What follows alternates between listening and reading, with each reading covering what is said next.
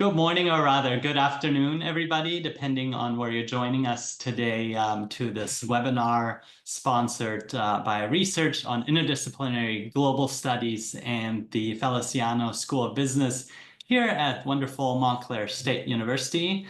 And as you know, or might know, RIGS, as Research on Interdisciplinary Global Studies stands for, is a vibrant hub for innovative research and cross-disciplinary collaboration that's dedicated to address some of the most pressing global challenges of our times. And the work spans across a number of critical themes, each sort of designed to foster a better and deeper understanding of real-world problems. And some of the key issues that we try to address relate to human rights and social justice, where we explore issues that are related to equity, inclusion, and the fight against systemic oppression at a global scale. And of course, sustainable development. You'll see in just a second that is today's theme, which examines sort of the balance of power between economic growth and environmental preservation, as well as social equity. And this includes research on climate change, research management, and the transition towards green economies.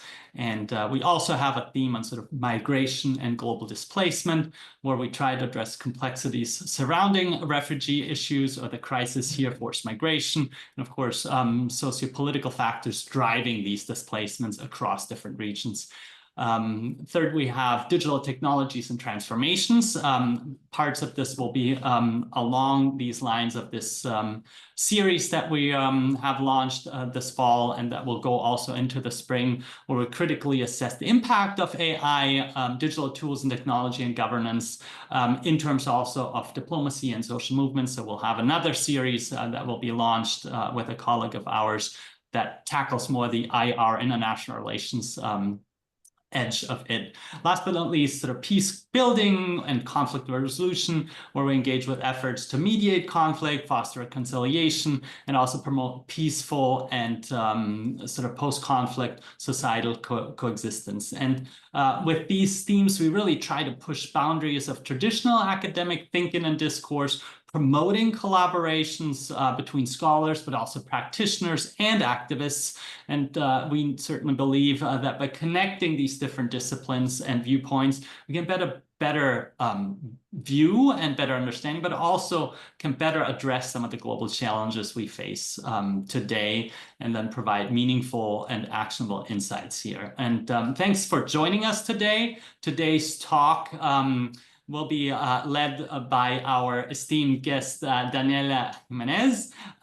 More on her when I pass on the torch to my esteemed colleague, Professor Ethne Swartz from the business school here at Montclair. But her talk is on sustainable development and entrepreneurship, tackling societal grant challenges. And it's part of our series that our esteemed RIGS fellows, Ethne Swartz and David Axelrod here, that you can see have organized and are coordinating throughout the academic year 24-25.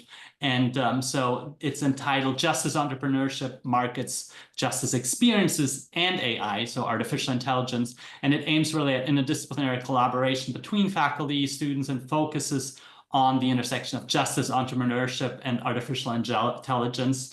I'll hand it over to Ethne here, and I'll likely be part of the discussion around. We, due to other events that are happening today, we will run a tight ship so that by around 1 o'clock, we'll be closing our webinar session. But again, that doesn't mean you can't stay in touch by reaching out to our RIGS email. It's just rigs@montclair.edu, to any of us here on the panel. And without further ado, I'm very, very excited to open up the floor to give a broader introduction by Ethne Swartz, and then listen to the talk by Daniela, and of course our conversation, including our colleague Dax here on the panel. Thank you so much, and let's start the show. Ethne, floor is all yours. Thank you, Arnaud. So I will do a very brief introduction.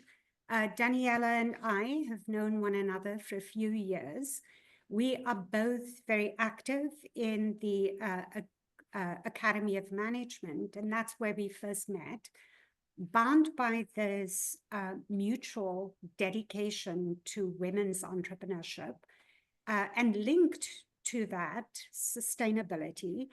And I'm very pleased that Daniela was able to join us. She is currently Junior Professor of Entrepreneurship at in the Faculty of Business and Economics at Technische Universität at Dortmund University. Apologies for that slip up in my German, which is not very good. Daniela is currently actually a visiting scholar also at Lehigh University, where she is doing some really interesting research on entrepreneurial well-being.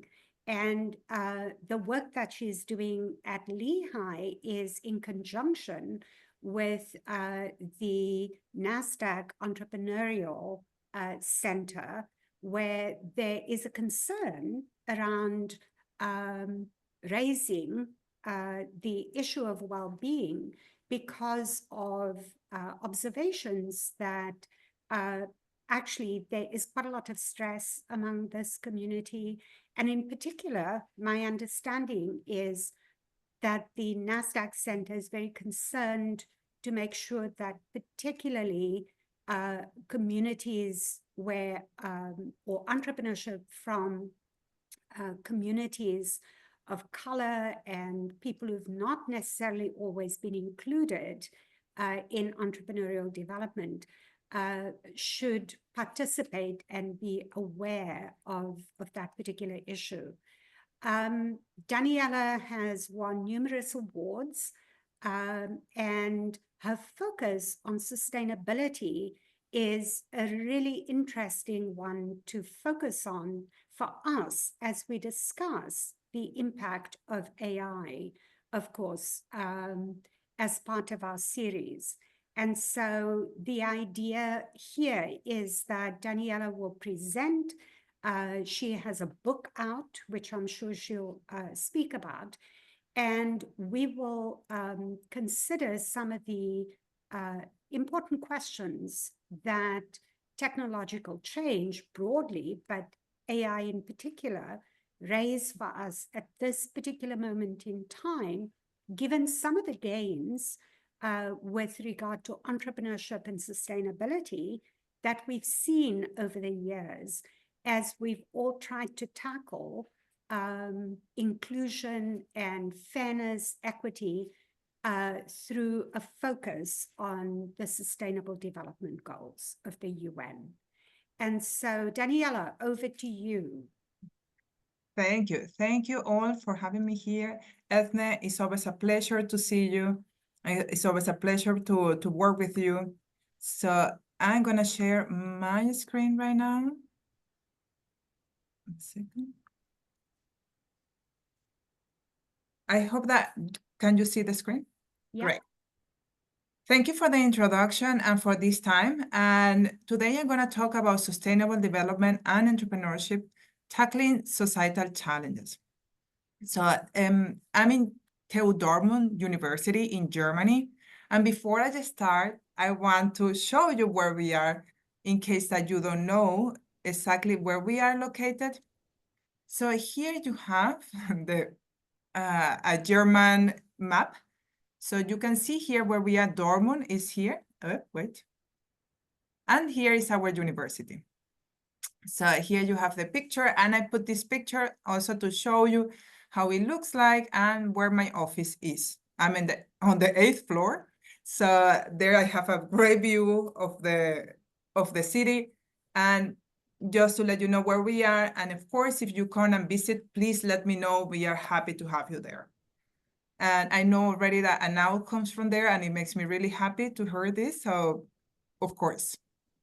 So, just to start, and this is my question for you. When you hear the word entrepreneur, who do you picture?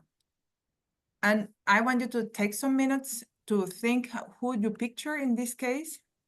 And probably you picture somebody like this. Steve Jobs, everybody knows him. He passed away. Or you picture somebody like this. The richest man in the world, Elon Musk, is really rich, and everybody is in the media, is considered the most impact entrepreneur that we can have lately. But usually, few times it's portrayed like this. I don't know if you know her or her work is Anita Roderick. She was the one who created body Shop. Body Shop, exactly. I was thinking body shower, but it was Body Shop. And she was a great environmentalist. She was amazing. She was really focusing on the environmental challenges. And this was in the 80s and the 90s. She was already working on this.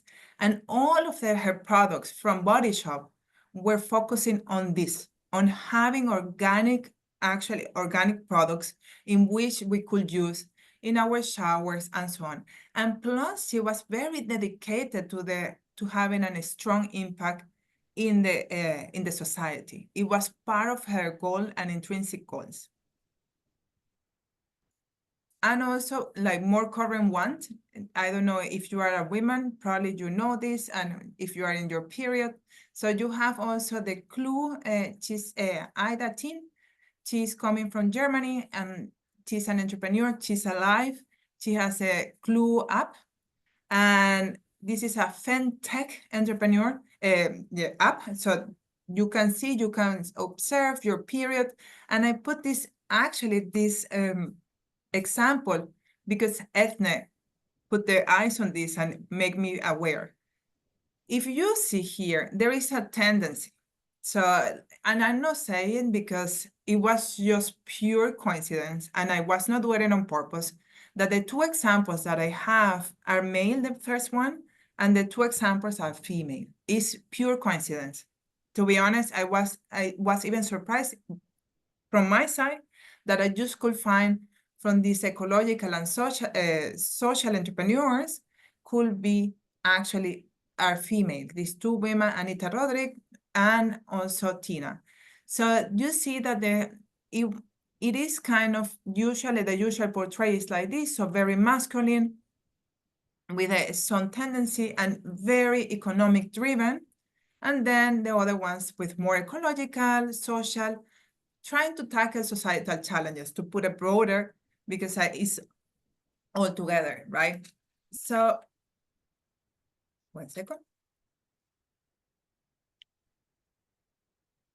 The question is, how do we link entrepreneurship and sustainable development?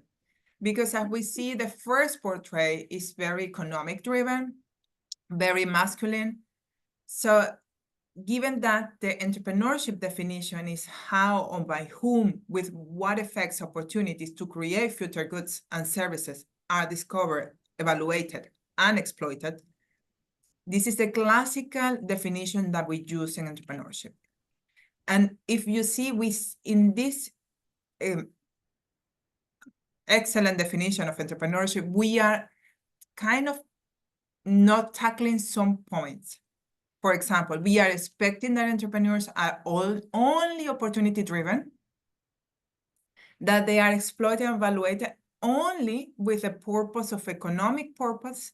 So it's already excluding some other drivers of entrepreneurship, which might not kind of match of what we have here, what is sustainable development.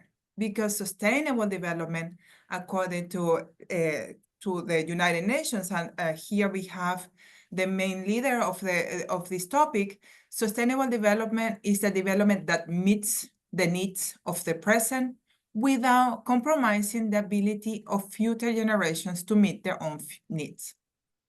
So it seems that this concept, the one that we have, the traditional concept of entrepreneurship and sustainable development, was actually not matching.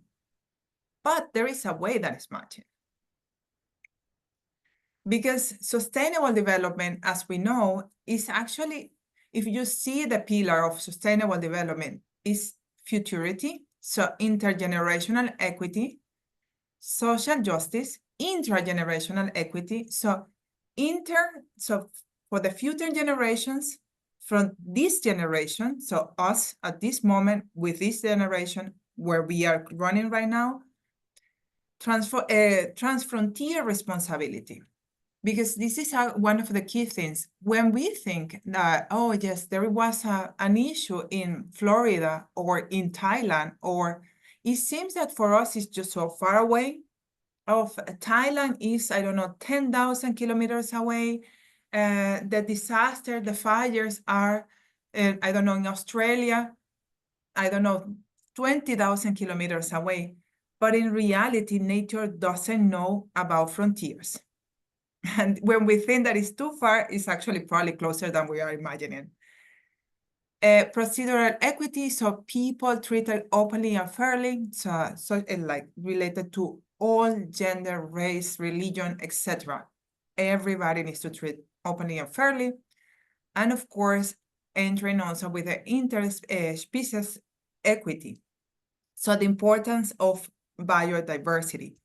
And here also was like us, the society, at some point the economists were thinking is nature, so the environment, the ecology, here where on the other side was the society, and in the same way, the economy was like the same circle, so they were weighted in the same way.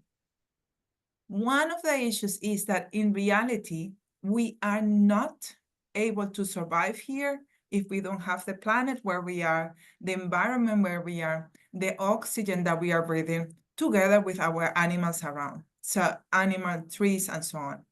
So that's the importance also integrating this into what we have and to observe that the economy wouldn't actually exist if there was no society. So without the humans. But humans cannot exist if there is no environment.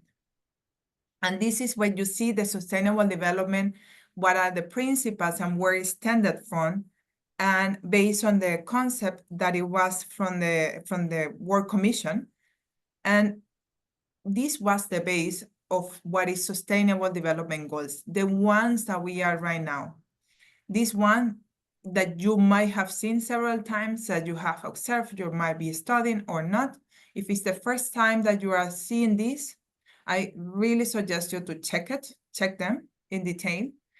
And being in these SDGs, being one of these goals, we actually use this in a positive way. United Nations was very smart to say, okay, no hunger, good health, quality education. But being in this chart, in this frame, it means that there is a problem, and there is an existing problem.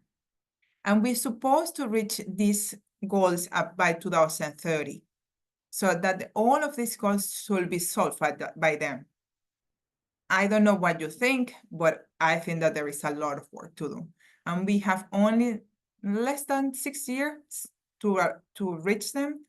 And they are very complex. They are very they are very abstract as well. So it needs the compromise of everybody, all organizations, entrepreneurs, politicians, everybody needs to be involved, and us as people, communities as well. So this is the thing. So then how can it happen that entrepreneurs and ventures can start with this idea of having this behind? So this is a concept that I'm using for entrepreneurship for sustainable development. Entrepreneurship for sustainable development refers to the discovery, creation, and exploitation of opportunities for future goods and services. This paragraph is exactly the same to what Chen and Betankaraman says to us. But they actually added that simultaneously sustain the natural and social environment, including nature and the social, and provide economic and non-economic gains for others. Because here we are talking about entrepreneurship, about entrepreneurs. And in this case, we need to have economic gains. People need to pay themselves, they need to pay their food, their groceries, but also non-economic gains that it goes to others that it could be the community, it could be the region, it could be the families, it could be the environment. So that's why here I really like this definition, because it's actually very broad and it's actually integrating economic and non-economic goals in a good way. And one of the things that I observe and that's why and right now not speaking about sustainable entrepreneurship or social entrepreneurship, which are extremely important fields and very interesting fields, but I'm talking about entrepreneurship for sustainable development, because it shifts the position of entrepreneurship in a broader way to how it's impacting and contributing to this big puzzle that we need to actually try to reach and to tackle these problems, the societal problems that we have. So one of the things that I observed when I've been studying this topic, sustainable entrepreneurship, then I observed that the majority of the work was focusing on social, environmental, or green entrepreneurs, sustainable entrepreneurship.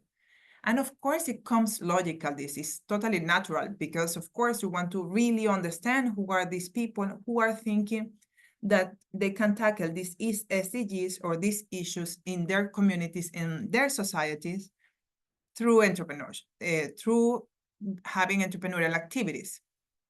But then I said to myself, okay, I really want to understand who else is actually contributing to sustainable development.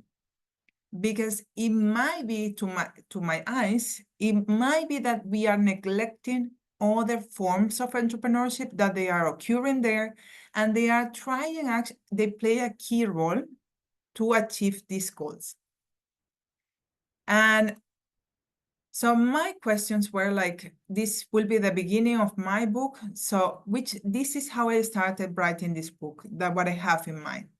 So which are the forms of entrepreneurship besides environmental, green, social, and sustainable entrepreneurship contribute to sustainable development?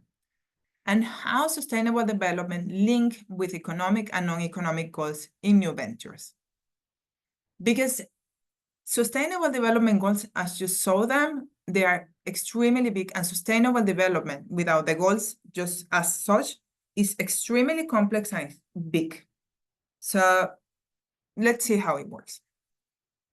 So I started this with a problematizing literature review. So I wanted to complement what is going on. If you are interested in this topic, and that's why I give you this search here. So the first search, I think that is super interesting. So I use these were my keywords when I was doing my search. So if you are interested, you should really look and then figure it out using these different ones. You can add others, of course, and then you will see what you find there, because entrepreneur, new business, new ventures, new enterprise, SDGs, sustainable development, the sustainability principle. So you can find a lot and one can learn a lot. So I brought it to you here. Then at the end, I have a final sample of 22, because I actually, for the type of literature review that I was doing, so it came like from 8,000 to 4,000 and 4,000 after revising the abstracts. I took some decisions that they were very methodological. So I finalized it with 22 papers that I revised. In my search, I did only focus on the management journals, the main management journals, and the main entrepreneurship journals. And I added some extra ones, so also that they also have their focus on sustainable development. But I really tried to be as focused as I needed for this. And one of the results was that the main journal, if you are from the entrepreneurship for management and entrepreneurship field, Journal of Business Venturing is one of our top journals, and is the one that have been focusing the most together with entrepreneurship theory and practice. What I found very interesting is that the mainstream management journals, such as Academy of Management Journal, is also tackling this. So they are opening the door to this important topic. So of course, this was a very small sample, and I do believe that it probably way more. So this was very interesting to see that for the management studies, this is becoming more important. And also you can see there that research policy also has some work on this, not only entrepreneurship and also the mainstream management journals. So while I was doing the research, then I encountered that they were looking related to, as you saw, my keywords. So of course, environmental, green entrepreneurship, sustainable entrepreneurship, and social entrepreneurship were the main forms that they were looking at, how sustainable entrepreneurs are doing, and so on. But it was interesting to me, it was then they started studying also academic entrepreneurship. So like how also the people working in university are trying to use technology and looking for technology to find, to contribute to sustainable development. There is work on community-based entrepreneurship, how communities become all together to tackle the problems that they have in their regions. And this was, and the community is amazing, this is really beautiful. Digital entrepreneurship, indigenous entrepreneurship, this was super inspiring work from Canada. Institutional entrepreneurship, also how institutions are transforming to actually increase and the problems and that it might have to have these institutional changes and who can actually move forward and who is not, because it seems that there can be like the institution can also make more struggles if the people are doing this social or environmental or sustainable entrepreneur, also tackling SDGs or sustainable development. Interesting, opportunity, and necessity driven. So there were some work comparing how is the impact. And it was interesting to see that necessity entrepreneurship might be have a negative effect on the ecology, in the ecology of one country. So because they don't care, so they use other type of factors, things that they are using because they don't care. So they might have a negative impact in the ecology of one country. And some of the missing points that I found, digital entrepreneurship was not so much, but family entrepreneurship, female entrepreneurship, immigrant entrepreneurship, or intra-entrepreneurship were not there, like yet in this literature. I think that there is, so then I tackle these points more directly. How do they do? How is the link? So you saw that also I wanted to observe the link.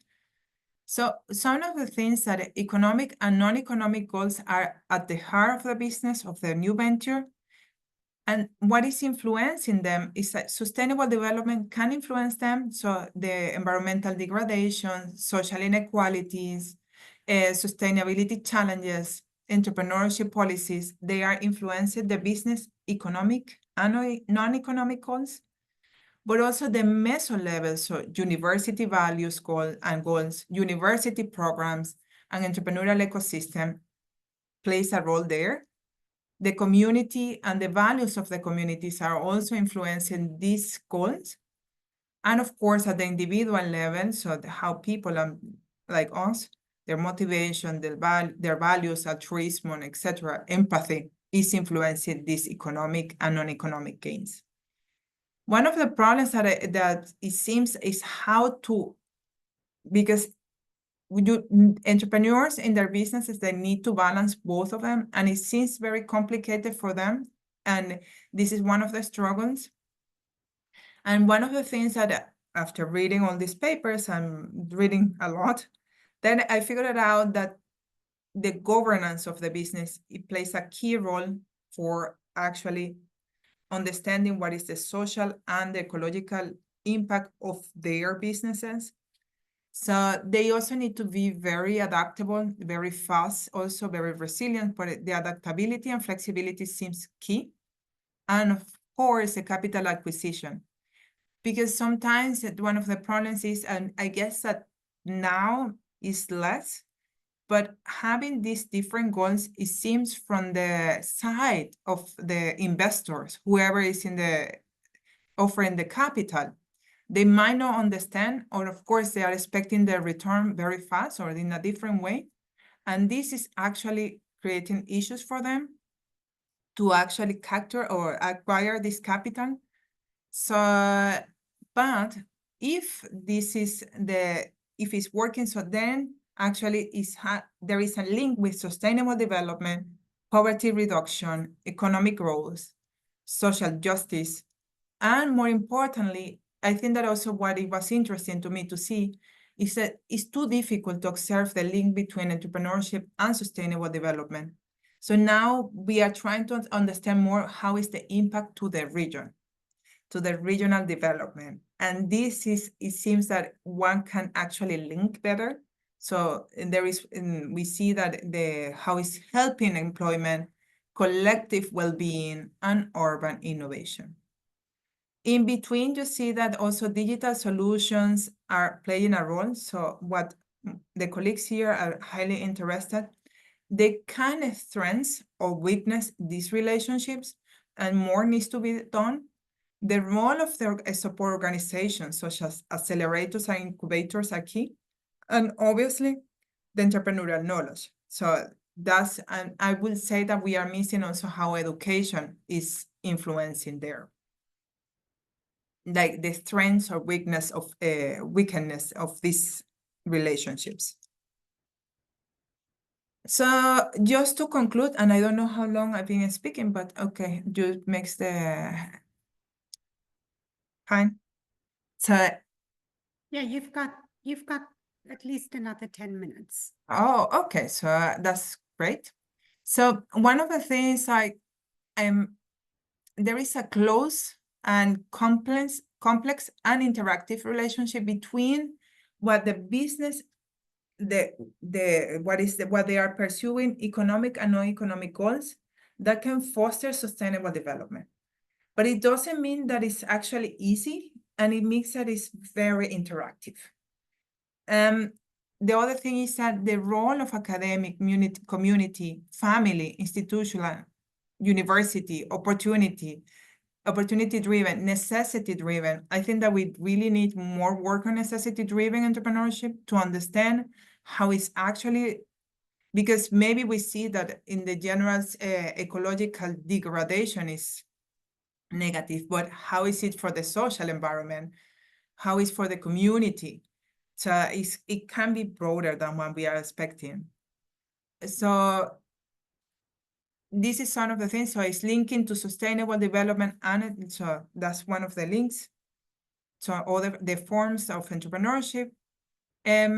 So in the model that I showed you some of the antecedents, but there might be other antecedents, and also the changes of the policies and the, let's say, also informal entrepreneurs. What is occurring for informal entrepreneurs? Are they actually having economic and non-economic gains? So there is a lot of questions that it might be in the antecedents that it leads to these gains, how they lead to sustainable development and regional development. So this is what I could show you with this model. So to me, what it was also interesting to see is that sustainable development is acting not only as a driver, but it's also part of the outputs, I will say. So it has two sides. And there are several means that they strengthen or weakness this relationship. So, and more work on this needs to be done. And why do I think that this understanding this diversity of entrepreneurship types contribute to sustainable development? For me, it's like kind of key, because if we understand how are they linking and how is it working, we can really understand the full contribution of entrepreneurship to tackle these societal challenges that we have. because it's not only one thing that we can do. We need to do several things, and entrepreneurship is key. And already United Nations have seen the importance of it. But I think that with this work, we can also show more that yes, it is, and that more needs to be, we need to support entrepreneurial activities. Recognize the different type of entrepreneurship is crucial for understanding the unique challenges faced for each of the type of the different entrepreneurs that they are there. Because it's not the same, and Ethne and I, we share a lot about gender and sex topics. So it's not the same to be a female and male entrepreneur and plus an immigrant, or be in, I don't know, in Uzbekistan than being in the United States. So if we really don't understand, we cannot really give the solutions to them in order to actually continue contributing to sustainable entrepreneurship, to sustainable development. And this is what I think that is, we need to continue understanding this. Or what we were talking about, the digital. So how is the digitalization or a use of AI in another country than these developed countries?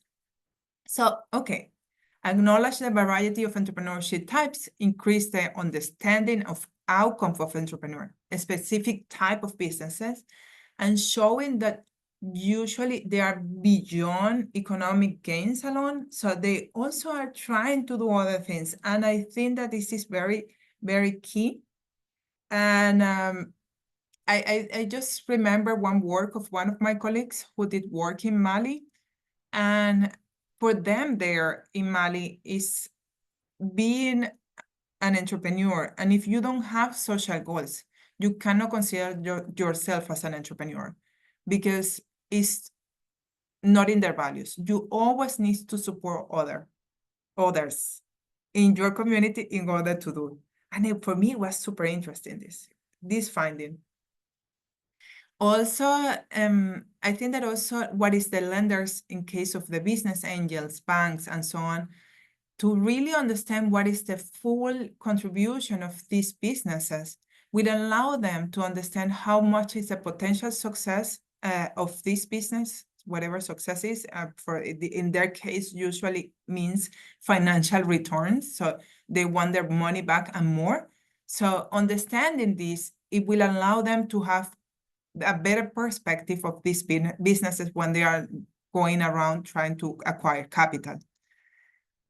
And last but not least, also with this, I think that on all of these different entrepreneurship types, we can actually give training and education to specific groups of entrepreneurs.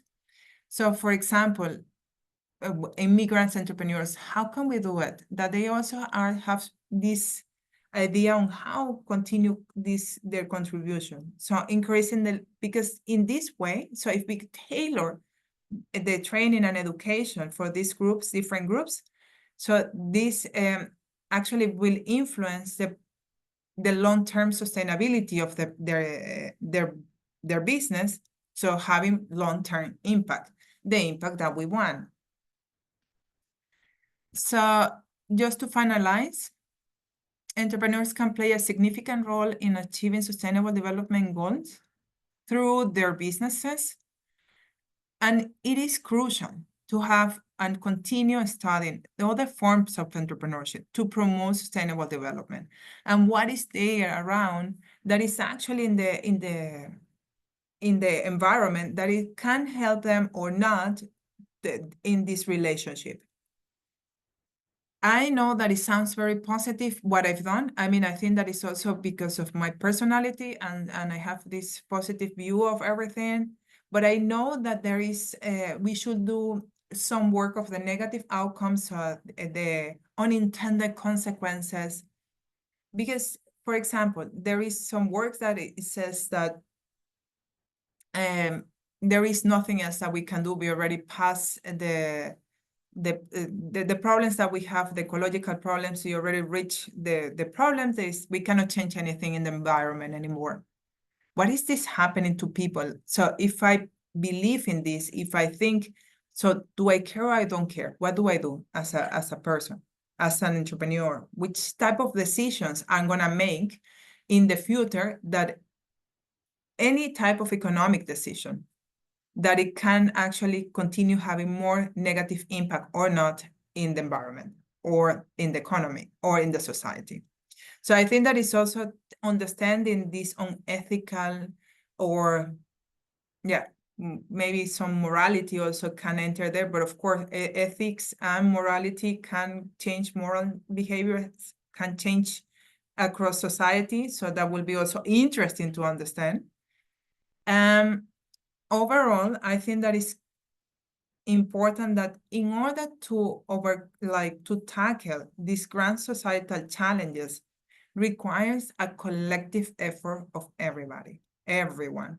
So it's not only on one side, it needs everybody involved. And no, we cannot expect that it comes from others. And that's why I think that was my message with this, because these are very big challenges that we need to tackle. Thank you so much. I have the link of my book there, and please let's connect. And if you have any questions, and this is a picture of my university. So, thank you. Thank you so much, Daniela. That was truly wonderful. And I think you've set the stage for us to have a great additional few, well, I think we've got about 15 minutes to explore. I do want to answer one of the questions that came up. Maybe, Anna, you've already done so. Correct. Yeah, you can ask Daniela. Someone asked in the audience whether you'd be willing to share your slides, and I mentioned that we would certainly ask you if you're okay with that. We can certainly send that out to a follow-up email, and we can also the recording will be available on our resource website, and I can also put a link in there on that page if you're fine with that. If you need to modify anything with the slides, or if in 3 months from now you decide, can you please take them off, just reach out. We're happy to do so. So we really truly believe in open source. I know when you publish, sometimes you have open source links, other times you're not. Others are very protective about their own work. I think ideas are there to be shared.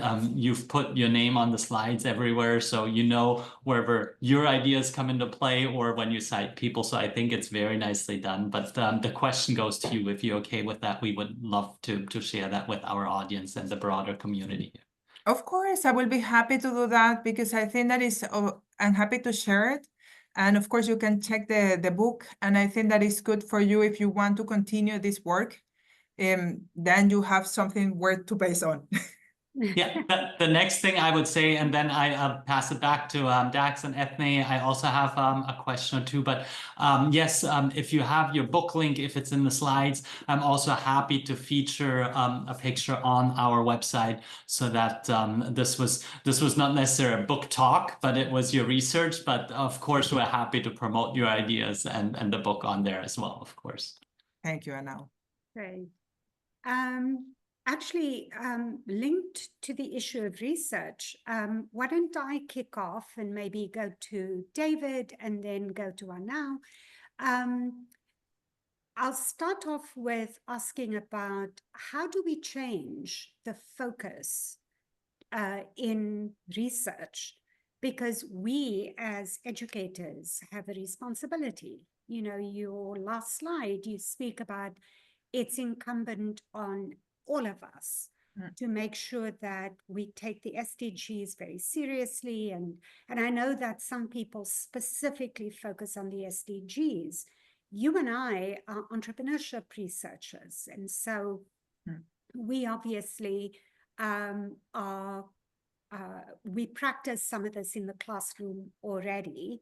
But how can we make sure that the research community broadens its understanding of areas where we still need to actually generate knowledge to advance the topic? And do you think that, you know, methodologically, there's a need for us to maybe shift the way some of that research gets done? That's a very interesting question. And I think that I will do it in different ways. So some suggestions from my side will be also as a reviewer, as we are reviewers of journals. Also, this allow us to actually help the authors to move themselves and to open themselves. Because that's one of the things that also they might see it in one way, and us as a reviewer, we help them to develop their work so they can open their minds also, and then they observe this importance, and then also they see the link, Yeah. if there is some kind of link. I think that the journals now are doing a very good job. Also, you need to click to which of the SDGs you are actually, you think that you are contributing with your work. I think that's one way also to do it, also to continue moving this discussion probably to more specific SDGs. And this is something that we can actually think for in the case of the academy or other type of conferences. And I will say that it will be also for any type of conferences that you are doing. And then I think as in when one of the things that I read this article, it was in Frankfurter Allgemeine, by the way, I know. And in the Frankfurter Allgemeine, there was, how can we do the transformation of our classroom to have more of this focus? And they said, maybe sometimes we don't need to have a pure, of course we need the seminars, right? The more specific seminars. But the majority of the things, and I think that I totally agree with this professor, that we can give all the examples in class. It can come from the sustainability ideas on the sustainability issues, having these SDGs behind. And these are really allow students to continue connecting. And I think that is putting the seed there for the next researchers that they are going to come. That's what I think. Okay, thank you. David, over to you. Very thought-provoking. Thank you very much for that. And hopefully, hopefully my questions will fit well. Certainly one of the things you're bringing up in terms of the relationship between entrepreneurship and sustainability, and then, you know, methods of decision-making in production via AI, and then issues of justice and equity. Lot going on. To what extent is there is an antagonism between entrepreneurship and sustainability, just in terms of investment myopia? In other words, if we're dealing with making decisions where benefits are in the future, certainly in business and economics, we focus on present value calculations. That's dependent on the discount rate. If you're an entrepreneur, if you're trying to make, you know, venture capitalists happy, you're going to work with a pretty high discount rate. But the essence of sustainability is very long-term benefits, right? We're not talking 5 years in the future, 10. We're talking many generations. How do you see venture capitalists, okay, and entrepreneurs being able to embrace low discount rates, okay, in their decision making? How would you promote that? I think that first is we need to remember just it's a low discount, so it means that there is actually they will have their returns, but not in the same way that it was before, because they need to balance different types, right? So I think that then I will go even to understand, I will go to the size of the entrepreneurs. Do you really need this capital? Or which topic? Because the thing is that we are actually usually focusing, and they feel that the success is when you get venture capital, so these external ones. And instead, you can have a portfolio of different ones. And it's not only raising this money, the one that is making you successful. And this is one of the keys that I think that is right now to understand the different spectrum that we have. And this actually, one of the another thing that we found is like having this this type of capital or trying to reach this, it creates so much stress from them. And this is from another work that we are doing, that is like, it creates the environment completely toxic, because they cannot say anything that is going around, and it can get very toxic for them.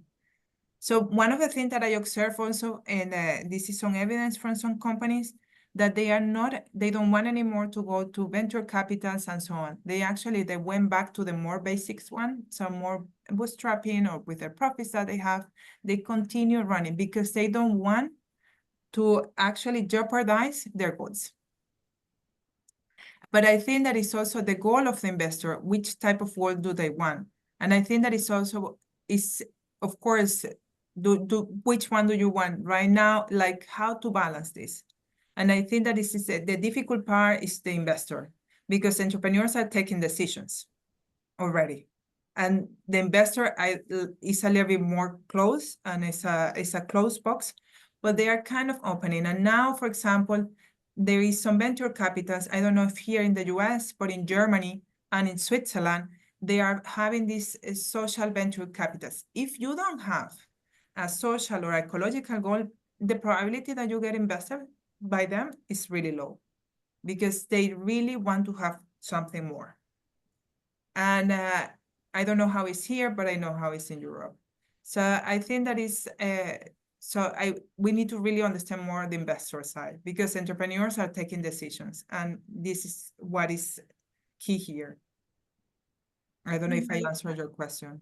Yeah, before Anau asks his question, David, I love that question. And I think Daniela is absolutely right. We need to be much more bold as researchers about educating investors.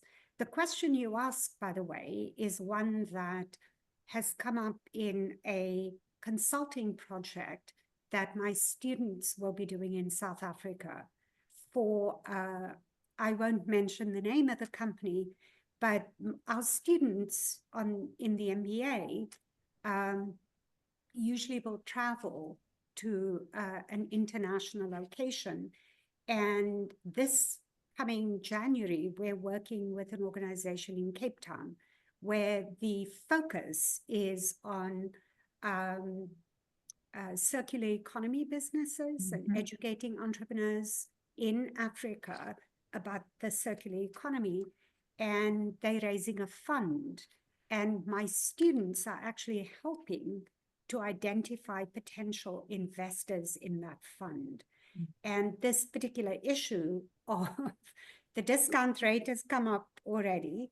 So we're trying to educate our students about how to identify based on not only what they see, but what some of these investors have done. And of course, we're working with some data, but it's very hard. So I think you've really identified a super important question. Yeah. And one that is not easy outside of getting government funds, right? Anyway, did you want to respond to Daniela? Oh, I just wanted to add something, because it's mixing also something that I didn't respond to you. I didn't answer you, Ethne, about the method, and also what you are saying, David, that is so important. So it will be interesting to understand because it's a dyadic relationship. It's investor, entrepreneur. So we need more work on this. Like, no one side or the other, but about the both of them. It's very hard, and how it's working between them. This is something that we need. This is changing a little bit the mindset of what you were saying, the method that we need. So, and how do we connect with them to understand this issue that you are saying when they are taking this type of decision? Also, where do I put my capital? So do I want this in the long term or the short term? But it needs to be, I will say that is the methods, it will be more complex and more open. It should be opening a little bit to mixed methods. Thank you. A very fascinating talk, and I'm gonna try to square the circle here, and I will fail miserably, of course. But I think my question here will probably tie everything together in terms of you've done such a nice job of bringing entrepreneurship and the SDGs and the overall sustainability concept into entrepreneurship. And Ethne's talked a bit about her projects in terms of bringing students in. So I want to connect theory, your models, and practice, right? And I think how better could we do this than just talk about our own students also from also an interdisciplinary angle. You talked about economic and non-economic goals. And so my question, piggybacking on the cultural aspects that you mentioned in Mali, you can't invest if you don't take into account the culture. And I'm drawing now from the work that I've done in Guinea with the women, not necessarily on entrepreneurship, but as you can imagine, someone that wants to enter politics needs to have a financial cushion. And so a lot of the women that I've been working with were entrepreneurs, right? And so my question here to you is, and not only to you, Daniela, but you at a Technische Universität, right? So you do work with students as well. Ethne is very engaged, of course.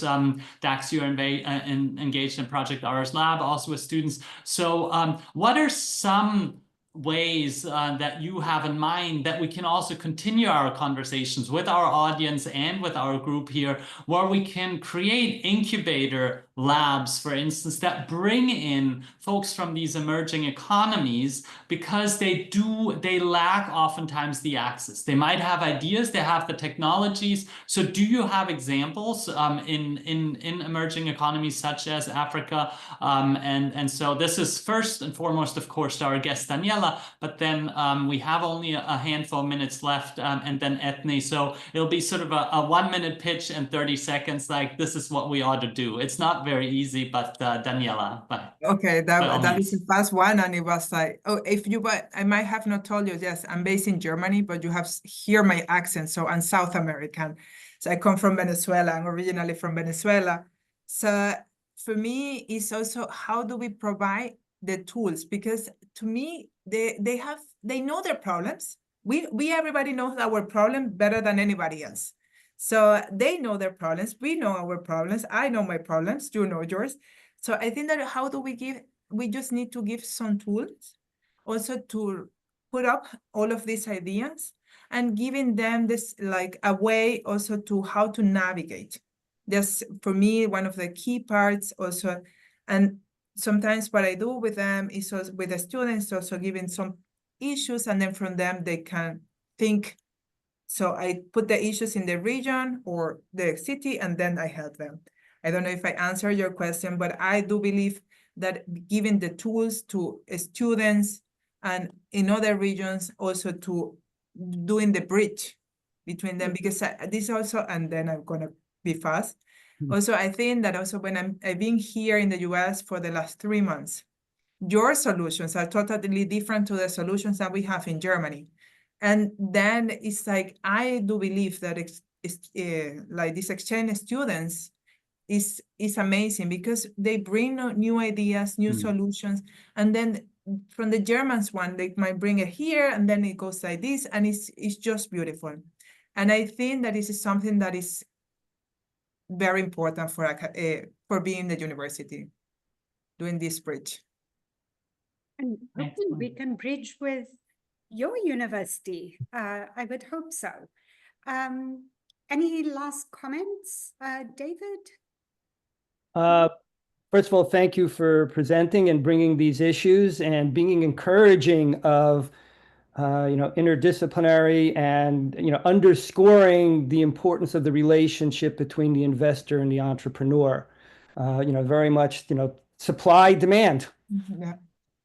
Yeah. And sometimes we get just focused on one side. Yeah. So thank you so much for your work. Thank you. Yeah, Daniela, thank you so much. And of course, you and I will continue to talk and work together on materials. And now, do you want to wrap this up? And Sure, yeah. Again, thank you so much for being part of the series that Dax and Ethne have put together for this academic year. And don't be a stranger. We'd be happy to welcome you again. And we might take you up on collaborative opportunities at TU Dortmund. I'm a close collaborator with Ethne and DAX. So you'll certainly hear from us, and we might rope you into a project in Guinea as well. So who knows? So I'm stay very tuned. happy. I'm very happy to collaborate with you. You have been amazing, and thank you so much. Okay. Safe travels back to Germany on Friday. Thank you. Okay. Bye-bye, everybody. Stay tuned. We'll follow up with resources and the alike. And thanks again for joining us, everybody. Thank you. Bye.